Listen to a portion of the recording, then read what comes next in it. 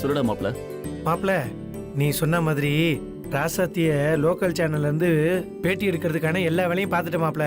இன்னும் கொஞ்ச நேரத்துல பேட்டி ஆரம்பிக்க போகுது மாப்பிள. சரி, நீ அப்படியே ஃபேஸ்புக் லைவுக்கு வா, நான் பார்க்கறேன். அப்படியா மாப்பிள? சரி மாப்பிள, சரி நான் வைக்கிறேன்.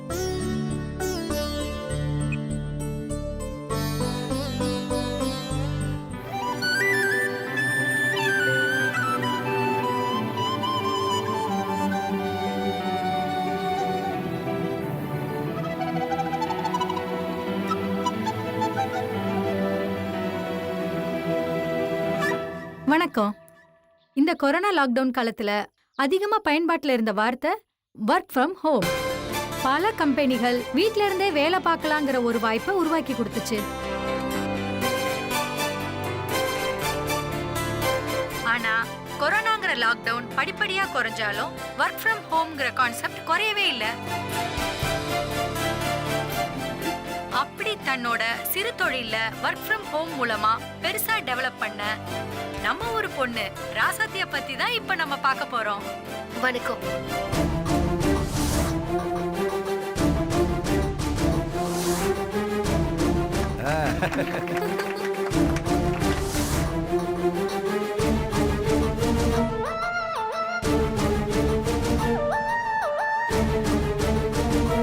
இந்த குண்டச்சி ஓஞ்சி போய் வீட்ல கிடக்குறான்னு நினைச்சிட்டு இருந்தா இப்போ கேப்ல வீட்ல இருந்தே வேலையை பாக்குறாளா இவள?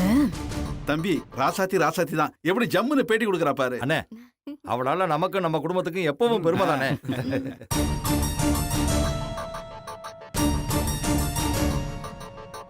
சொல்லுங்க ராசாத்தி, இந்த ஒர்க் ஃப்ரம் ஹோம்ங்கிற ஐடியா உங்களுக்கு எப்படி வந்துச்சு? அது என் அண்ணன் பொண்ணு இலக்கியா தான் காரணம். அவளுக்கு வீட்ல இருந்தபடி ஆன்லைன் கிளாஸ் போயிட்டு இருந்துச்சு. அவ வீட்ல இருந்து படிக்கும்போது நம்ம வேலையை வீட்ல இருந்து பண்ண முடியாதா அப்படிங்கிற யோசனை எனக்கு வந்துச்சு. யோசிச்சு பார்த்தேன், சரியா வரும்னு தோணுச்சு, அதை செயல்படுத்திட்டேன்.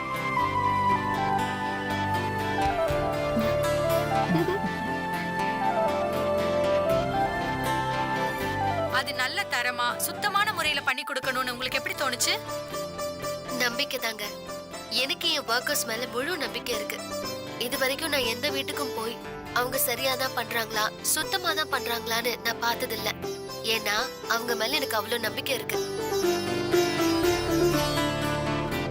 உங்க நம்பிக்கை வீண் போகல. ஏன்னா எங்க டீம் உங்க ஒர்க்கர்ஸ வீட்லயே போய் பார்த்தாங்க, அவங்கள பேட்டியும் எடுத்தாங்க. ஒருத்தர் கூட கையில கிளவுஸ் போடாம வேலை பார்க்கல. எல்லாரும் அவ்வளவு சுத்தமா காய்கறி கட் பண்ணிட்டு இருந்தாங்க.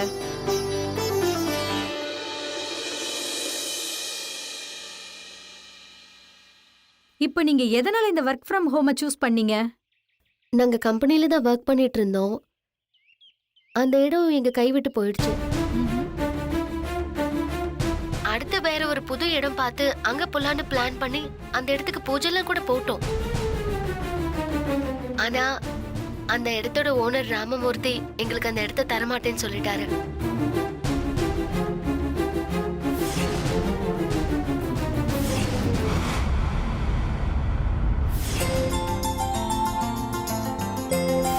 அப்புறம் அந்த இடமும் எங்க கைவிட்டு போயிடுச்சு. அந்த சமயம் பார்த்து எங்களுக்கு பெரிய ஆர்டர் வேற கைக்கு வந்துச்சு.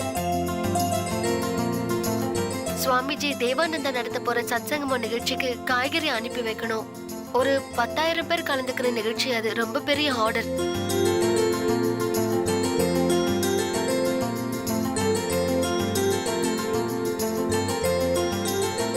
இப்ப இடமும் இல்ல, ஆர்டரும் நம்பிக்கையும் முயற்சி மட்டும்தான் கையில இருக்கு. ஆனா அதை செயல்படுத்த இடம் இல்லாம நடு ரோட்ல இருக்கும்.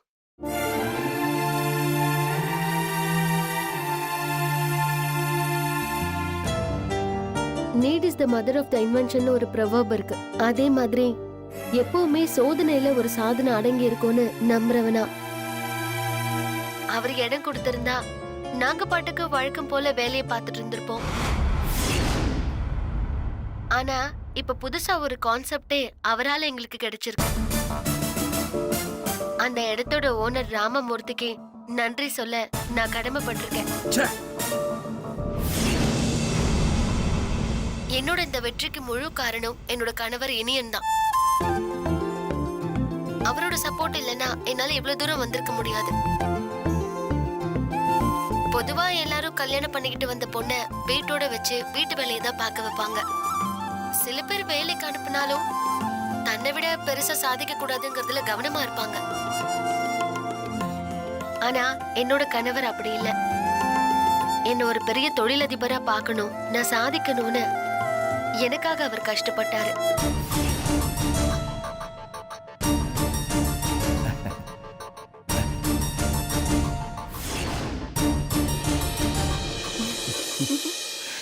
எனக்கு அவ்வளோ சப்போர்ட் பண்ணாரு. அப்புறம் என் குடும்பம், அம்மா, அண்ணன், அண்ணின்னு எல்லாருமே எனக்கு பின்னாடி இருக்காங்க.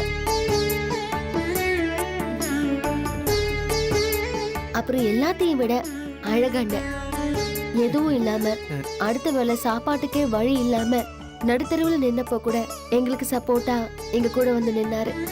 மா என்னம்மா நீங்க இவ்ளோ பெரிய இடத்துக்கு வர வரைக்கும் சப்போர்ட் பண்ணாரு. இப்ப வரைக்கும் எங்களுக்கு அவரோட சப்போர்ட் இருக்கு.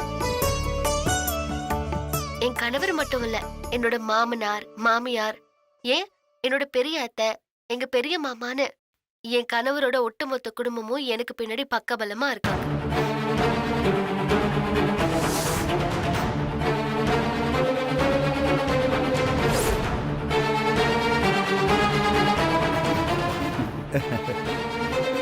மரகதம், நீயே பாரு. நீ அவளை எவ்வளவு கேவலமா பேசினாலும் அவ உன்னை எப்பவும் ஒசரத்துல தான் வச்சிருக்கா. அவளால எப்பவும் உனக்கு மரியாதை தான் கிடைக்குது. எப்ப புரிஞ்சுப்பியோ? அப்பா விடுங்கப்பா. அம்மாவுக்கு நம்ம சொல்லி எல்லாம் புரிய வைக்க முடியாது. அவங்களா புரிஞ்சுக்கிட்டாதான் உண்டு.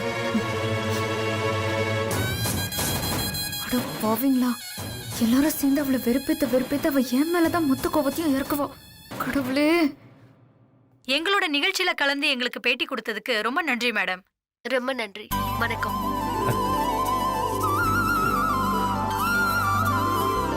அன்னைக்கு என்னமோ சொன்ன, இனி இல்லாம ராசத்தியால ஒன்றும் பண்ண முடியாதுன்னு. அன்னைக்கு வாய்கழி பேசினல்ல, இப்ப பேச பார்க்கலாம்.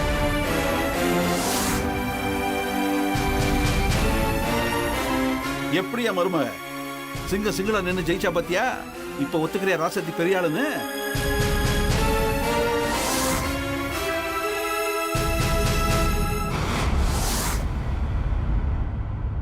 இப்ப நீ உன் வாயால சொல்லணும், ராசாத்தி இந்த வீட்டு மருமக, நான் அவளை ஏத்துக்கிறேன்னு சொல்லு.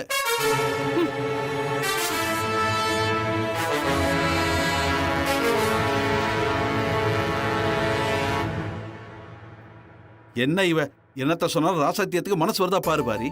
அட விடுங்கண்ணே, நீங்க வேணா பாருங்க, அண்ணி போக போக மாறிடுவாங்க. அதை விடுங்க.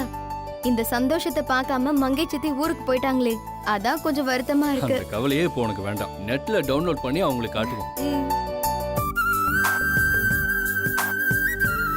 இப்பதான் ராசத்தை எனக்கு ரொம்ப பெருமையா இருக்கு.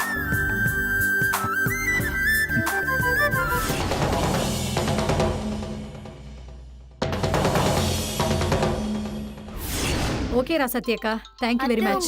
வரோங்க. சரி சரி Guys, வாங்க போலாம். வரணும்.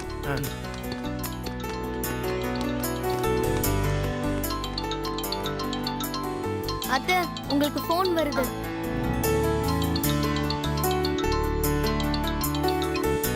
ஹலோ, என் பேரு சுந்தரலிங்கம்மா. கல்யாணத்துக்கு சமையல் ஆர்டர்லாம் வாங்கிட்டு இருக்கேன். வருஷத்துக்கு 60-70 ஆர்டர்லாம் வரும் எனக்கு. நீங்க சுவாமிஜி சங்கம நிகழ்ச்சிக்கு பண்ணி கொடுத்தீங்கன்னு பேட்டியில சொன்னீங்க. நான் இப்பதான் பார்த்தேன். அதனால எனக்கும் நீங்க பண்ணி கொடுத்தா நல்லா இருக்கும். அது ஒரே டைம்ல ஒரு 5-6 ஆர்டர் எடுத்து பண்ணலான்னு இருக்கேன். நீங்க காய்கறி கட் பண்ணி கொடுக்குற மாதிரி இருந்தா எங்களுக்கும் லாபமா இருக்கும், உங்களுக்கும் லாபமா இருக்கும். உங்களால பண்ண முடியுமாம்மா? எங்க வேலையே அதானே, கண்டிப்பா பண்ணி தரோம். அப்போ கல்யாணத்துக்கு 3 நாளைக்கு முன்னாடி உங்களுக்கு எவ்வளவு காய்கறிகள் வேணும் லிஸ்ட் அனுப்புறேன். இன்னும் 5-6 நாள்ல 6 கல்யாணம் நடக்க போகுது. அதை பத்தி உங்களுக்கு நான் தகவல் சொல்றேம்மா. சரிங்க. உங்களுக்கு அட்வான்ஸ் வேலை ஸ்டார்ட் பண்ணும்போது நான் வாங்கிக்கிறேங்க. ஓகே, ரொம்ப நன்றிம்மா. நன்றிங்க. யாரா சதி போன்ல? மேரேஜ் கான்ட்ராக்டர் அண்ணி. ஓ, கல்யாணத்துக்கு தேவையான காய்கறி எல்லாம் கட் பண்ணி கொடுக்க சொல்லியிருக்காரு. வருஷத்துக்கு 60-70 ஆர்டர் வருமா.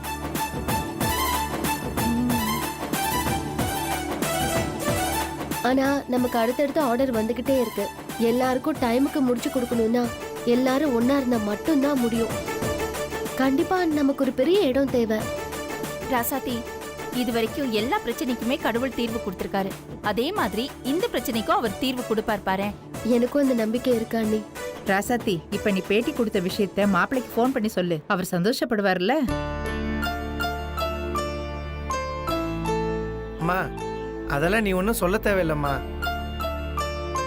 ஏன்? ஏன்னா ராசாத்தியை இப்படி உட்கார வச்சு பேட்டி எடுக்கணும்னு நினைச்சதே அவன்தான். அவன்தான் இவ்வளோத்தையும் செஞ்சது.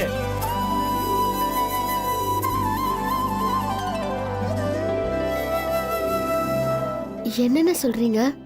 ஆமாம்மா, இனினே தான் உன்னுடைய சாதனையை பத்தி மரகதம்மா தெரிஞ்சுக்கணுங்கிறதுக்காக இந்த ஏற்பாடெல்லாம் பண்ணதே அவன்தாம்மா.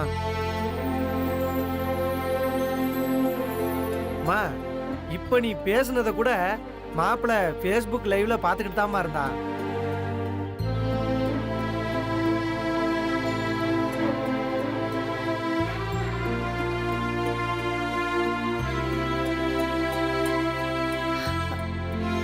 ராசாத்தி,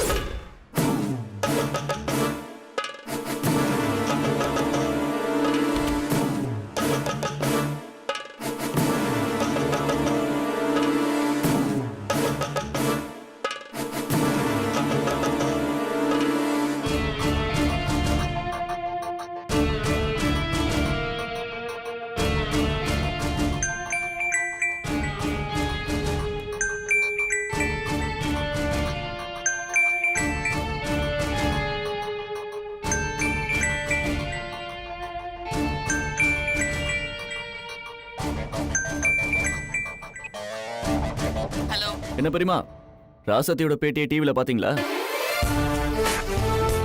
இப்போது ஒத்துக்கிறீங்களா நான் அவ கூட இல்லைனாலும் ராசாத்தி சாதிப்பான்னு? பெரியமா, எப்பவுமே ராசாத்தி ஜீரோ இல்ல, ஹீரோ தான். இனியா, ரொம்ப ஆடாத. நீ தானே சொன்ன ஒரு வெற்றிக்கு பின்னாடி பல தோல்விகள் இருக்கும்னு.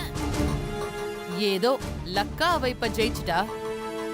ஆனா திரும்பவும் ஏதாவது ஒரு விஷயத்துல கோட்டை விடதான் போறா. நீ வேணா பாரு. ஏன் பெரியமா, இதுக்கப்புறமும் ராசாத்தியோட வெற்றியை நீங்க ஏத்துக்க மாட்டீங்கல்ல? நீங்க வேணா பாருங்க, இனி ராசாத்தி எடுத்து வைக்க போற ஒவ்வொரு அடியும் அவளுக்கு வெற்றி தான். பகல் கனவு காணாத இனியா.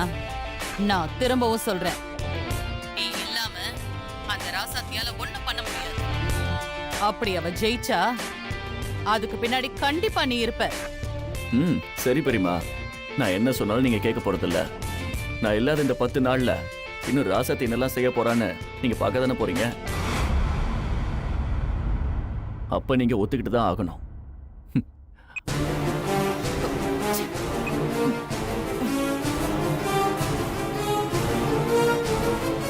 அத்தை.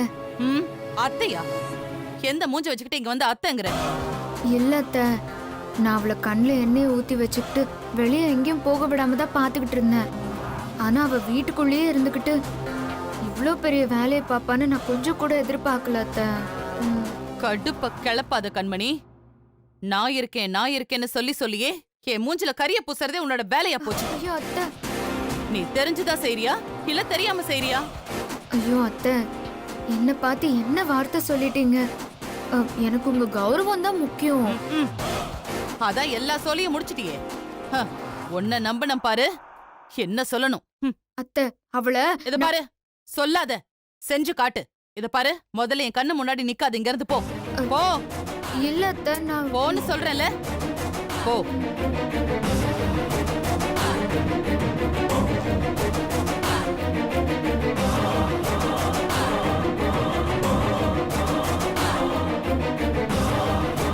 ராசாத்தி, உன்னால இந்த மேனா மினுக்கு கிட்ட எல்லாம் நான் திட்டு வாங்க வேண்டியதா இருக்கு.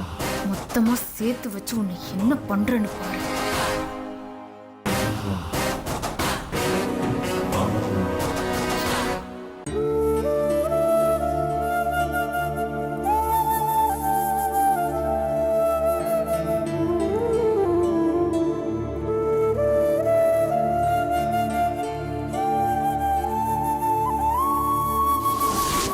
கோயில்ல வச்சு ராசாத்தி ஜெயிக்கிறதெல்லாம் உன்னாலதான். அவ நீ இல்லைன்னா எதுவும் பண்ண முடியாதுன்னு சொல்லும்போது எனக்கு எவ்வளவு கோவம் வந்திருக்கும். அதான் நான் இல்லாம ராசாத்தி ஜெயிச்சு காட்டுவான்னு அவங்க கிட்ட சவால் விட்டு ஒண்ணு பிரிஞ்சு போனேன். மாமா கிட்ட பேசணும் போல இருக்கு. பேசலாமா வேண்டாமா? என்ன பண்றது?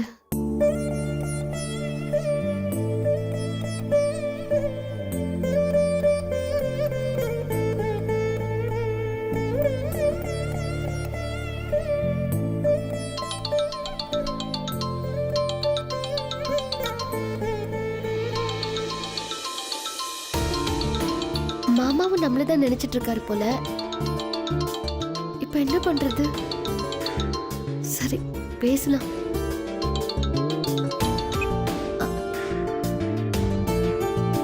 மாமா, ரசதி, நீ சாதிச்சிட்ட.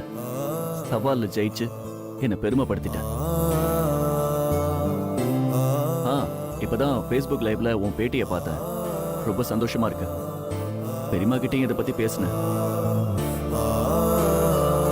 அவங்கள பத்தி தான் தெரியுமே. நீ என்ன பண்ணாலும் அதை ஒத்துக்க மனசு இல்ல. நான் இல்லாம உன்னால எதுவுமே பண்ண முடியாதுன்னு சொல்லிட்டு இருக்காங்க. அவங்க சொல்றது ஒரு வகையில சரிதான் மாமா. நீங்க எனக்குள்ளதான் இருக்கீங்க. இந்த வெற்றிக்கு நான் மட்டும் காரணம் இல்ல, நீங்களும் தான். அத நீ என் மேல வச்சிருக்கிற பாசத்தினால சொல்ற. இந்த வெற்றிக்கு முழுக்க முழுக்க காரணம் நீ மட்டும்தான். இல்ல மாமா, இப்ப கூட எனக்கே தெரியாம என்ன பேட்டி எடுத்து இந்த ஊரை பார்க்க ஏற்பாடு பண்ணது நீங்க தானே. அப்போ என் பின்னாடி நீங்க இருக்கீங்கன்னு தானே அர்த்தம். ஏற்பாடு பண்ணது என்னமோ நான் தான். ஆனா இந்த ஐடியா வந்தது உனக்கு தானே. அப்பவும் வெற்றிக்கு நீ தானே காரணம். அது மட்டும் இல்லாம அந்த ஊரும் பெரியமாவும் உன்னை பத்தி தெரிஞ்சுக்கணும் அப்படிங்கிறதுக்காக தான் நான் பண்ணேன். என்னைக்கும் நீ தனியா நின்னு சாதிக்கணும். என் ராசாத்திய பாருங்க பெரியமான்னு நான் பெருமையா சொல்லணும். ஆனா நீ இதோட விட்டுறக்கூடாது. இன்னும் நீ சாதிக்க வேண்டியது நிறைய இருக்கு. கண்டிப்பா மாமா. அப்புறம் உன் கூட பேசி சிரிச்சு விளையாடி எவ்வளவு நாள் ஆச்சு. எனக்கு இப்பவே உன்னை பார்க்கணும் போல இருக்கு. மாமா, இப்ப உங்க கவனம் எல்லாம் உங்க வேலையில தான் இருக்கணும். நல்லபடியா வேலையெல்லாம் முடிச்சிட்டு வாங்க. சரி, சாப்பிட்டியா? நல்லா தூங்குறல்ல? நீங்க சாப்பிட்டீங்களா மாமா? இப்படியே மாத்தி மாத்தி பேசிட்டு இருந்தா எப்படி? வேற ஏதாவது பேசு.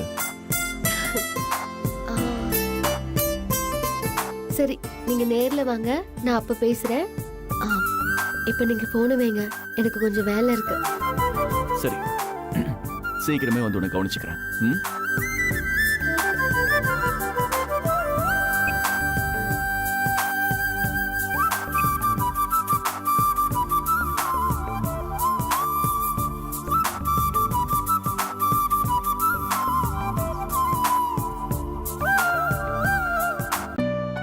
அண்ணி, இங்க பாருங்க இந்த புடவை எப்படி இருக்குன்னு.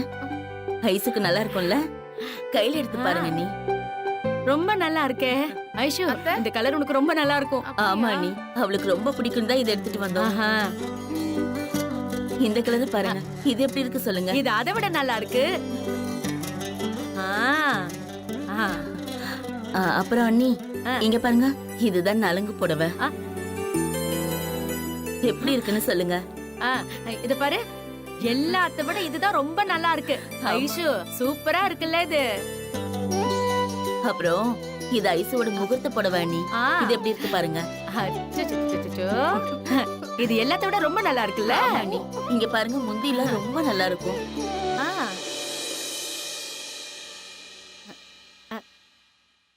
ஐசு, உனக்கு பிடிச்சிருக்காடா? நீங்க 2 பேரும் முடிவு எடுத்தா எப்படி?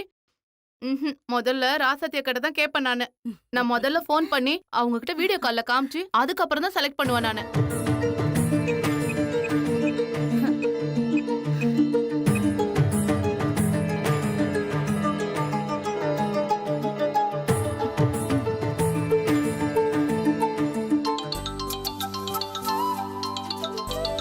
ஐஷு, வீடியோ காலா? அக்கா, இதுதான் நலங்க புடவைன்னு அம்மா செலக்ட் பண்ணி கொடுத்தாங்க. எப்படி இருக்கு? நல்லா இருக்கா? சூப்பரா இருக்கு ஐஷு. உன் கலருக்கு நல்லா எடுப்பா இருக்கு. அம்மா நல்லதா செலக்ட் பண்ணிருக்காங்க. அப்படியா சொல்றீங்க?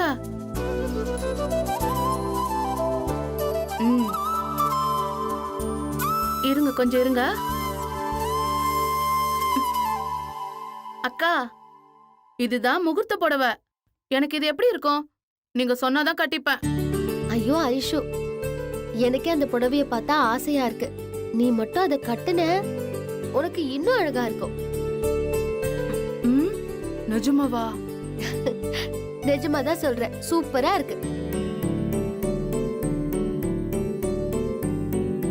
அக்கா, அப்புறம் கல்யாண அலங்காரத்துல ஆரம்பிச்சு பொண்ணு அழைப்புல இருந்து பொண்ணோட தோழியா இருந்து நான் மறுவீடு போற வரைக்கும் நீங்க தான் என் கூடவே இருக்கணும்.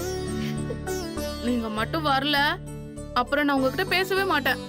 கண்டிப்பா ஐஷு, நான் இல்லாமல உன் கல்யாணம், நான் உன் கூடவே தான் இருப்பேன். நீ கவலைப்படாம ரெஸ்ட் எடு. கல்யாண பொண்ணு இப்படி எல்லாம் இருக்க கூடாது. நீ எதையும் யோசிக்க கூடாது, சரியா? ஓகேக்கா. ஏண்டி படாத பாடுபட்டு நானும் என் பொண்ணு உனக்கு ஒரு மாப்பிளைய பார்த்தா அந்த ராசாத்தி வந்து உன்னை மாப்பிள்ளை பக்கத்துல உட்கார வைப்பாளா? என்னென்ன கிறுக்கச்சு நான் நினைச்சேன். அது சரி, ஏனோ எனத்தோட தானே சேரும். இந்த குண்டச்சி அந்த குண்டச்சிய வேணுங்கிற. இருக்கட்டும் இருக்கட்டும், அவ கல்யாணத்துக்கு வந்தா தானடி, என் பொண்ணு இருக்கிற வரைக்கும் அது நடக்காது.